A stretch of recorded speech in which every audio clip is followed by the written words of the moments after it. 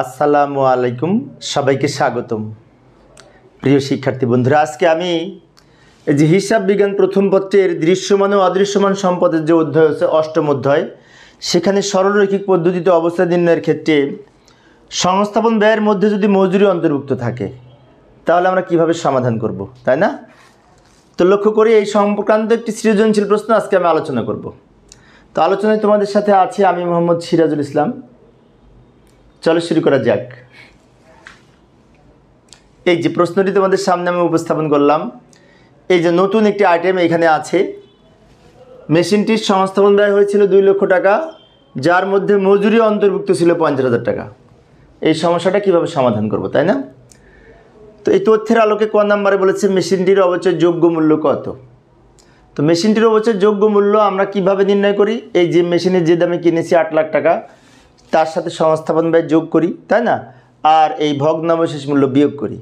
কিন্তু এই অঙ্কের ক্ষেত্রে এই যে সংস্থাপন ব্যয় 2 লক্ষ টাকার মধ্যে মজুরি অন্তর্ভুক্ত আছে 50,000 টাকা, সেজন্য 2 লক্ষ থেকে 50,000 টাকা বিয়োগ করে যা থাকবে সেটা এই 8 লাখের সাথে যোগ হবে।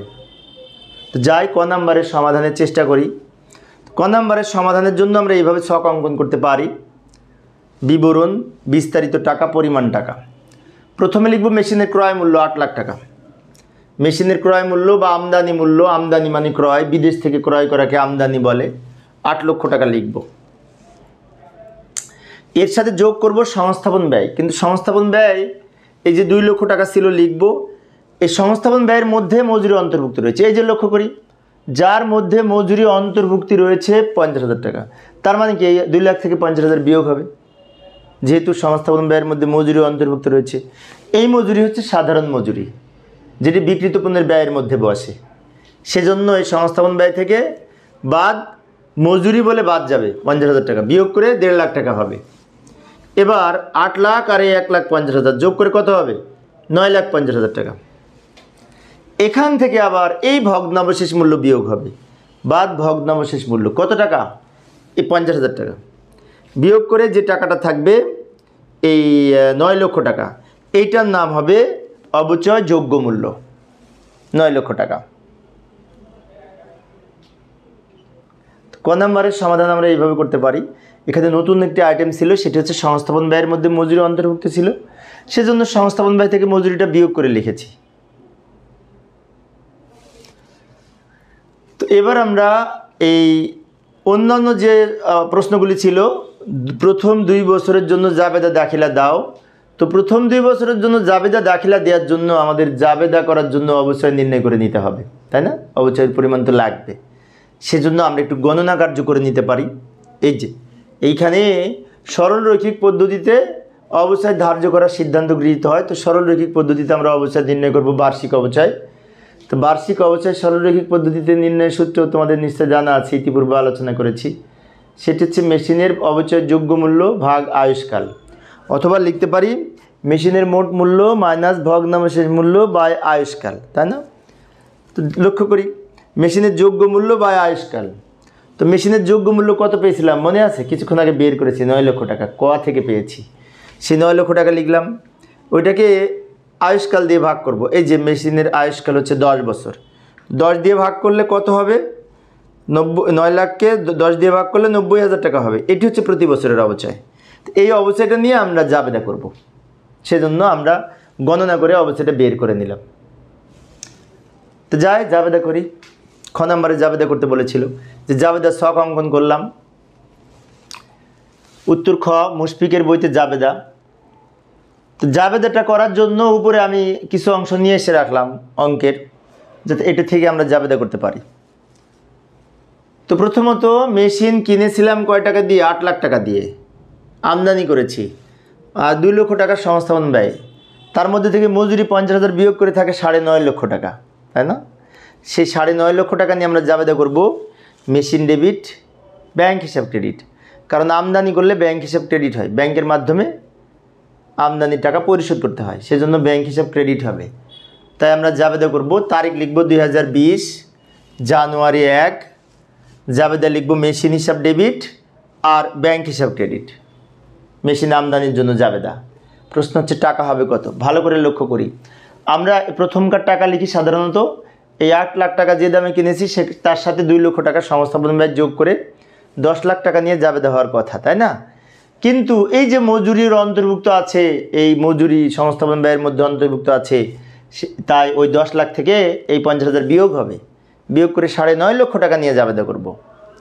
9.5 লক্ষ টাকা লিখব। কীভাবে 9.5 লক্ষ টাকা হলো আবারও বলি, 8 লাখের সাথে 2 লাখ যোগ করে এই 50,000 বিয়োগ হবে, কারণ 50,000 টাকা ভুলের মধ্যে আছে তাই বিয়োগ হবে মজুরি বলে। এটা হচ্ছে আমাদের প্রথম জাবেদা, তাই না? তো 2 বছরের জন্য যদি জাবেদা করতে বলে তাহলে মেশিন ক্রয়ের জন্য একটা জাবেদা করব 2020 সালে, আর অবচয়ের জন্য 2টা জাবেদা করব। অবচয়ের প্রথম জাবেদাটা আমাদের সবার জানা আছে, অবচয় ডেবিট, পুঞ্জীভূত অবচয় হিসেব ক্রেডিট, তাই না? এই যে অবচয় খরচ ডেবিট আর পুঞ্জীভূত অবচয় হিসেব ক্রেডিট। টাকা লিখব কত টাকা, এই যে টাকা কত টাকা লিখব এইটা নির্ণয় করার জন্যই কিছুক্ষণ আগে আমরা গণনা কার্য করে নিয়েছি, মনে আছে? 90,000 টাকা অবচয় হয়েছিল, কিছুক্ষণ আগে আমরা রাফ করেছি, অবচয় নির্ণয় করেছি 90,000 টাকা। ওই 90,000 টাকা এখানে লিখব। এখন নিয়ম অনুযায়ী এই অবচয়কে আবার আয় বিবরণীতে স্থানান্তর করতে হবে। তার জন্য জাবেদা কী করব? আয় বিবরণী ডেবিট। আয় বিবরণী কেন ডেবিট হবে? অবচয়ের পরিমাণকে আয় বিবরণীর ডেবিট দিকে লিখব। আমরা যেমন কার্যপত্র প্রস্তুত করার সময় আয় বিবরণীর ডেবিট দিকে অবচয়ের পরিমাণ লিখতাম, তাই না? সেজন্য সমাপনী জাবেদা কী করতাম মনে আছে? অবচয়ের সমাপনী জাবেদা আয় বিবরণী ডেবিট, অবচয় ক্রেডিট, অবচয়ের সমাপনী জাবেদা। সেজন্য আয় বিবরণী ডেবিট আর এই অবচয় খরচ ক্রেডিট। টাকা হবে 90,000 টাকা,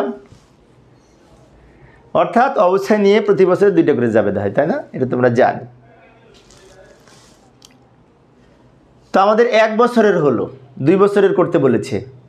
প্রথম বছরে 3টা জাবেদা হবে, মেশিন কেনার জন্য একটা জাবেদা, অবচয়ের জন্য 2টা জাবেদা। বাট পরের বছর 2টা জাবেদা হবে। 2টা মানে কি? এই 2টা। মেশিন আর কিনবো না আমরা, মেশিন একবারই কিনেছে, কোথাও আর বলেনি মেশিন কেনা হয়েছে পরবর্তী বছর। সেজন্য 2021 সালে যখন আমরা করব খালি এই 2টা করব, অবচয়ের জাবেদা। কেন করব? মেশিন একবার কেনা হয়েছে, কিন্তু প্রতি বছর বছর অবচয় তো ধরতে হবে। 2020 সালে অবচয় ধার্যের জাবেদা করেছি, এবার 2021 সালে অবচয় ধার্যের জাবেদা করব। এই টাকা নিয়ে সেম জাবেদা। এইখানে জায়গা নাই, এখানে করলে ভালো হতো, কিন্তু জায়গা নাই, তাই আমি পরের স্লাইডে যাচ্ছি। তোমরা অবশ্যই এক ছকের মধ্যে সব করবে, আমি একটু আলাদা আলাদা করে দেখাচ্ছি বড় করে উপস্থাপনের জন্য। তো যাই, যে 2টা জাবেদা বাকি আছে এই 2টা জাবেদা 2021 সাল দিয়ে করি। এই যে 2021 ডিসেম্বর 31, ওই যে অবশ্যই খরচ ডেবিট, পুঞ্জীভূত অবশ্যই ক্রেডিট। টাকা হবে কত? ওই 90,000 টাকা। কেন 90,000 টাকা হবে? সরল রৈখিক পদ্ধতিতে প্রতি বছরের অবচয় সমান হয়। 2020 সালে অবচয় ছিল 90,000, 2021 সালের অবচয় হবে 90,000, তাই আমরা 90,000 টাকা নিয়ে জাবেদা করব। আবার ডিসেম্বর 31 তারিখ দিয়ে এই অবচয়কে 2020 সালে যেমন আয় বিবরণীতে স্থানান্তর করেছি, 2021 সালেও আয় বিবরণীতে স্থানান্তর করব। সেজন্য জাবেদা করব আয় বিবরণী ডেবিট, অবশ্যই খরচ ক্রেডিট। আয় বিবরণী ডেবিট, অবশ্যই খরচ ক্রেডিট। টাকা হবে কত? এই 90,000 টাকায় হবে। অর্থাৎ এই 90,000 টাকা একবার অবশ্যই ধার্যের জন্য লিখব, আর একবার আয় বিবরণী স্থিতিতে স্থানান্তরের মাধ্যমে অবশ্যই হিসাবটা বন্ধ করতে হবে। সমাপনী জাবেদা বলে এটিকে। এটা সমন্বয় জাবেদা, এটা কিন্তু সমাপনী জাবেদা। বিষয়টি আবারও বলি, এটাকে বলা হয় সমন্বয় জাবেদা, অবশ্যই ধার্য করার জন্য যেটি হয়। আর এই যে অবশ্যইকে আমরা আয় বিবরণীতে স্থানান্তর করলাম এটাকে বলা হয় সমাপনী জাবেদা, অবশ্যই হিসাব বন্ধ করার জন্য। এই হচ্ছে আমাদের 2টা জাবেদা 2 বছরের জন্য। তো আবার উদ্দীপকে ফিরে যাব। গ নাম্বারে কি বলেছিল? গ নাম্বারে এই যে প্রথম 2 বছরের জন্য মেশিন হিসাব আর পুঞ্জীভূত অবস্থা হিসাব প্রস্তুত করতে বলেছে। তো মেশিন হিসাবটা তো আমরা জাবেদা দেখে করতে পারি, তাই না? আবার পুঞ্জীভূত অবস্থা এটাও কিন্তু জাবেদা দেখে করতে পারি। তো যাই, এখানে মেশিন হিসাব আর অবচয় হিসাব, পুঞ্জীভূত অবস্থা হিসাব বলতে খতিয়ান করতে বলেছে। তো খতিয়ানটা আমরা চলমান জের ছকে করা সহজ, আধুনিক ছক, তাই চলমান জের ছকে আঁকি, সমস্যা নেই। এই যে চলমান জের ছকে নিচে আমরা এই যে মুশফিক এন্টারপ্রাইজের মেশিন হিসাবের ছক অঙ্কন করলাম খতিয়ানের, আর উপরে জাবেদাটা লিখে রাখলাম। এই জাবেদা দেখে আমরা মেশিন হিসাব প্রস্তুত করব। এখন এই জাবেদাটা কিন্তু অঙ্কের অংশ না, ওটুকু অতিরিক্ত অংশ। আমাদের উত্তরের অংশ নিচের অংশটুকু খতিয়ানটা, আমি এটা করার জন্য উপরে এটা নিয়ে এসে রেখেছি যাতে এটা দেখে এটা করতে পারি। তো এই জাবেদা দেখে যদি আমরা খতিয়ান করি, তো তারিখ লিখব 2020 জানুয়ারি 1। তারপরে কি করব? মেশিন হিসাব প্রস্তুত করছি। জাবেদায় কি বলেছে? মেশিন হিসাব ডেবিট, ব্যাংক হিসাব ক্রেডিট। তার মানে কি মেশিন হিসাবের ডেবিট দিকে টাকা লিখব আর নাম লিখব ব্যাংক হিসাব, তাই না? মেশিন হিসাবে ডেবিট দিকে টাকা লিখব, নাম লিখব ব্যাংক হিসাব। আর মেশিন হিসাবে ডেবিট দিকে, যেহেতু ডেবিট, মেশিন হিসাব ডেবিট, তার ডেবিট দিকে টাকা লিখব 9,50,000 টাকা। এবং এই 9,50,000 টাকা ডেবিট দিকে চলে যাবে জেরের। তো এই হচ্ছে আমাদের এই 2020 সালের। এরপরে আর মেশিন কেনে নি, তাহলে 2 বছরের কিভাবে করব, তাই না? যেহেতু মেশিন আর কেনে নাই, সেজন্য 2020 সালের যে মেশিনটা ছিল বছর শেষে, এই যে জের, ওইটাই 2021 সালে থেকে যাবে যদি বিক্রি না করি। ওই মেশিনটা থাকবে যেহেতু স্থায়ী সম্পত্তি, সেজন্য ওই টাকাটাই নিচে লিখব। বাম দিকে 2021 সাল লিখে এখানে ব্যালেন্স কথাটা লিখে রাখবো। 2021 ডিসেম্বর 31 তারিখ দিয়ে ব্যালেন্স লিখে এই টাকাটাই আবার নিচে নামিয়ে দিব। ডেবিটে আর বসবে না, কারণ ডেবিটে বসতো যদি কিনতো মেশিন, আবার নতুন মেশিন তো আর কেনে নি। সেজন্য 2020 সালে যে মেশিনটা ছিল সেটা 21 সালে অলরেডি আছে, সেজন্য ব্যালেন্স বলে আমরা এখানে লিখেছি। এই হচ্ছে মেশিন হিসাব। এই জাবেদা দেখে আমরা করলাম, একটা মাত্র জাবেদা ছিল মেশিন হিসাবে, তাই এটা দেখে করেছি। পরেরটা কিন্তু পুঞ্জীভূত অবস্থায় জাবেদা। এই জাবেদা দেখে আমরা আবার পুঞ্জীভূত অবস্থাটা করতে পারি, এই জাবেদাটা দেখে, তাই না? তো আমাদের খ নাম্বারে 2টা খতিয়ান করতে বলেছিল, একটি মেশিন হিসাব আর একটি পুঞ্জীভূত অবস্থায় হিসাব। মেশিন হিসাব প্রস্তুত করেছি, এখন পুঞ্জীভূত অবস্থায় হিসাব প্রস্তুত করব। তো যাই, পরের স্লাইডে যাই। এই যে এইখানেও আমি ওই জাবেদাটা নিয়ে এসে রাখলাম, যাতে এই জাবেদা দেখে আমরা পুঞ্জীভূত অবস্থায় হিসাব প্রস্তুত করতে পারি। আমাদের উত্তরের অংশটুকু কিন্তু নিচের অংশটুকু উত্তর, উপরে আমি নিয়ে এসেছি দেখে দেখে করার জন্য। এটা রাফ উপরের অংশটুকু।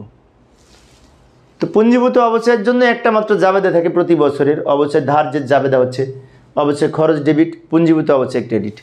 অবশ্যই খরচ ডেবিট, পুঞ্জীভূত অবস্থায় ক্রেডিট। তো পুঞ্জীভূত অবস্থায় ক্রেডিট দিকে টাকা লিখব, ক্রেডিট দিকে নাম লিখব ডেবিটের অবস্থায় খরচ হিসাব।